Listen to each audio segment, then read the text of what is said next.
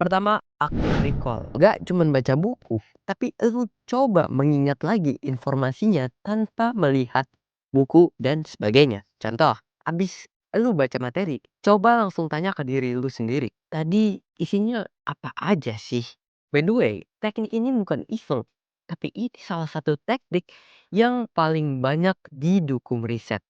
Studi dari Karpik dan Roediger tahun 2008, mahasiswa yang ditanya ulang soal materi, itu nilai ujiannya jauh lebih tinggi dibanding yang cuman baca-baca terus. Alasannya, karena otak kita itu bukan dirancang untuk menyimpan pasif, tapi untuk melawan yang namanya lupa. Dan proses mengingat itulah yang memperkuat memori. Kuncinya satu, jangan pasif. Sama tarik terus informasinya keluar. Kedua, spaced repetition. Belajar jarang-jarang tapi berkala itu lebih kuat daripada belajar maraton. Contoh, lu belajar nih materi hari ini, terus lu ulang 1 hari lagi kemudian, terus 3 hari kemudian, terus naikkan jaraknya misal seminggu kemudian.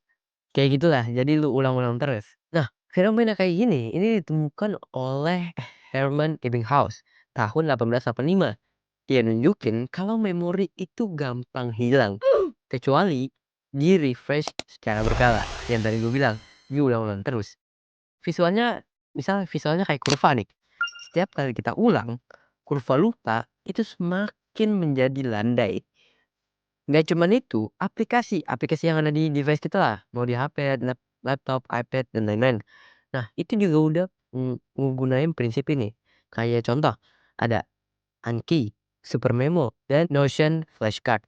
Itu semua pakai prinsip ini.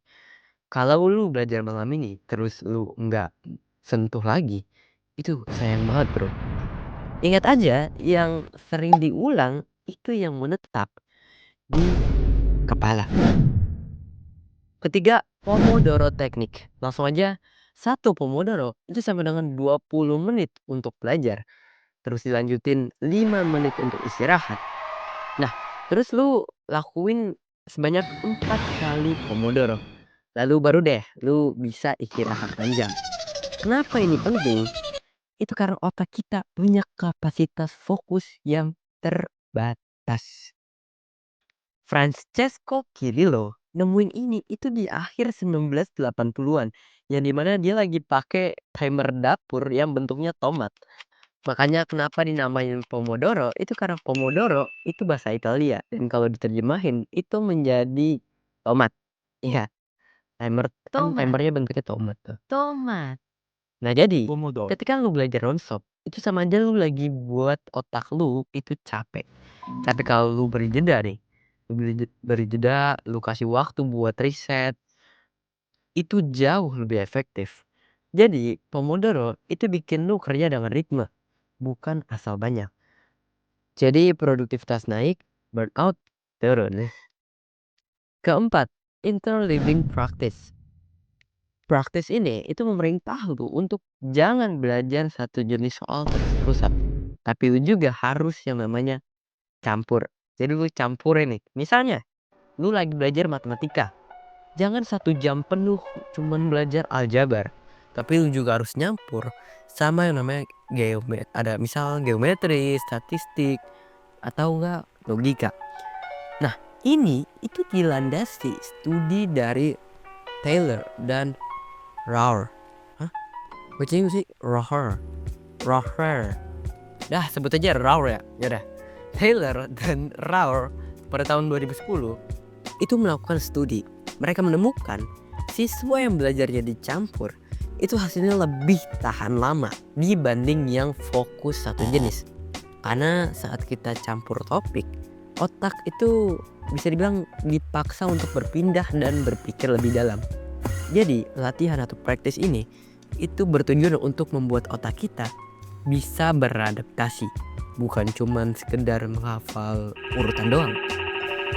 Kelima, Feynman Technique. Coba bayangin, lu belajar topik ribet kayak teori relativitas, tapi lu disuruh jelasin ke anak kecil.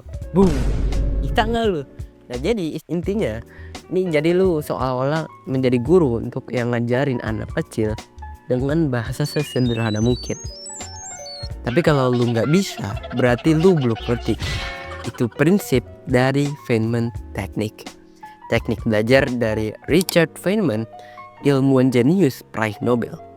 Jadi caranya gini, simpelnya gini ya. Pertama, tulis topiknya. Misal, kenapa langit biru? Kedua, lu jelasin dengan bahasa anak kecil. Sesimpel mungkin, jangan pakai istilah ribet. Ketiga, kalau lu mentok, balik ke sumber belajar, terus lu pelajari pulang. Keempat, ulangin penjelasan lu sampai ngerti beneran. Wah gila, ini teknik powerful banget. Kenapa? Karena otak lu itu dipaksa buat mikir, bukan cuma ngehafal. Dan semakin lu sering ngomong ulang, makin dalam ngerti lu. Gua sendiri sering pakai teknik ini. Gua belajar, gua seolah-olah jadi guru ngajarin anak kecil dengan bahasa yang sesederhana mungkin. Dan itu efektif banget bro. Efeknya ya gua sendiri malah jadi makin ngerti sama pelajaran yang gua pelajari itu. Keenam, dual coding. Teknik ini memaksa lu untuk menggabungkan teks dan visual saat belajar. Contohnya, lu buat nih mind map dari bacaan. Ya lu sering kan di sekolah atau dimanapun di tempat kerjaan bikin mind map. Bisa dari aplikasi kayak Canva dan lain. Atau mungkin lu bisa manual. Lu gambar sendiri, lu desain sendiri dan lain-lain. Atau juga kalau nggak bikin mind map, lu bisa ubah paragraf jadi sketsa atau nggak table atau juga bisa diagram. Kanan Pavia. Terus kalau kognitif pernah bilang otak kita itu punya dua jalur antara verbal dan visual. Kalau dua-duanya aktif, memori jadi 2 kali lebih kuat. Jadi daripada cuma ngetik catatan panjang doang, coba deh tambahin gambar, icon, panah, simbol, dan banyak lainnya. Semakin banyak cara informasi itu masuk, semakin mudah ditarik lagi nanti. Oke, keenam teknik itu gak cuman untuk para pelajar doang. Gak cuman untuk belajar ya, walaupun emang ini teknik belajar ya. Tapi teknik-teknik tersebut itu juga bisa diaplikasikan, bisa digunakan, bisa dimanfaatkan untuk segala macamnya selain untuk belajar. Kadang ya yang bikin hidup kita stuck dan gak berkembang tuh bukan karena kita bodoh, tapi karena kita gak punya sistem belajar, sistem manajemen waktu. Dan by the way kalau lu nggak ngerti apa itu sistem udah gue jelasin lengkap di video yang ini nih. Tuh bisa cek langsung aja. Dan karena gue punya sistem yang jelek, gue punya bad system, itu yang isinya kebiasaan-kebiasaan dan habit gue yang jelek lah. Itu ngebentuk hidup gua yang stuck ini, yang bermasalah ini. Gak tahu harus mulai dari mana, gak tahu mau ngapain hari ini, gak sadar duit bocor kemana alias financial gua berantakan. Dan akhirnya gua ngerasa capek tapi diem di tempat. Dan mungkin elu pernah atau lagi ngerasain kayak gila. Dan gue sendiri, gue pernah ngerasa kayak gitu juga. Makanya gua udah sediain tools yang gua sendiri pakai setiap hari, yaitu habit tracker dan budget tracker. Biar hidup lu gak berantakan dan bisa pelan-pelan tertata. Selain itu gue juga nyiapin, gue juga nulis sendiri ebook gratis. Bantu lu ngatahin distraksi, bantu lu buat nemuin arah, bantu lu untuk bisa mencari passion. Dan kalau lu butuh teman seperjalanan, gue juga bikin komunitas yang namanya Next Grow Circle. Di sini tempatnya orang-orang yang nggak mau stuck sendirian dan mau grow. Semua itu bisa lu dapetin, bisa lu akses di link ini. Ada di deskripsi video ini, ada di deskripsi channel, dan juga ada di komentar. Dan selamat karena lu nemuin channel Next Grow.